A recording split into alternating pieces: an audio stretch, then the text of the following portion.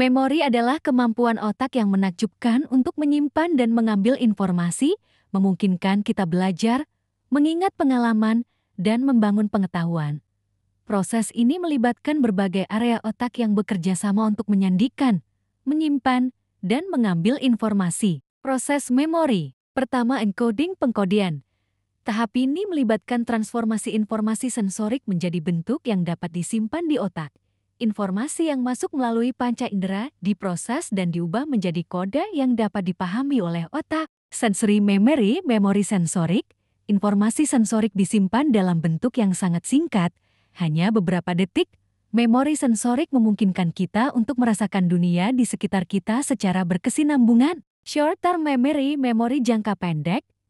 Informasi yang penting atau menarik perhatian akan dipindahkan ke memori jangka pendek. Memori jangka pendek memiliki kapasitas terbatas dan hanya dapat menyimpan informasi selama beberapa detik hingga beberapa menit. Informasi dalam memori jangka pendek dapat diulang untuk mempertahankannya atau dipindahkan ke memori jangka panjang. Working memory, memori kerja. Memori kerja adalah bentuk memori jangka pendek yang memungkinkan kita untuk memproses informasi secara aktif, seperti ketika kita menyelesaikan masalah matematika atau membaca teks. Memori kerja melibatkan manipulasi informasi yang disimpan dalam memori jangka pendek. Kedua, storage penyimpanan. Tahap ini melibatkan penyimpanan informasi yang telah diencode dalam memori jangka panjang. Long-term memory, memori jangka panjang. Memori jangka panjang memiliki kapasitas yang hampir tak terbatas dan dapat menyimpan berbagai jenis informasi, seperti fakta, peristiwa, keterampilan, dan emosi. Consolidation, konsolidasi. Proses konsolidasi mengubah informasi dalam memori jangka pendek menjadi memori jangka panjang. Ketiga, retrieval, pengambilan.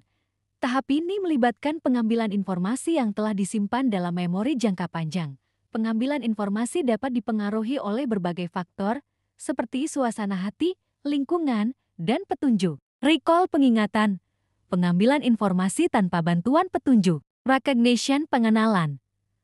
Pengambilan informasi dengan bantuan petunjuk. Jenis-jenis memori. Explicit memory, memori eksplisit. Memori yang dapat diakses secara sadar. Memori eksplisit dibagi menjadi dua jenis. Episodic memory, memori episodik.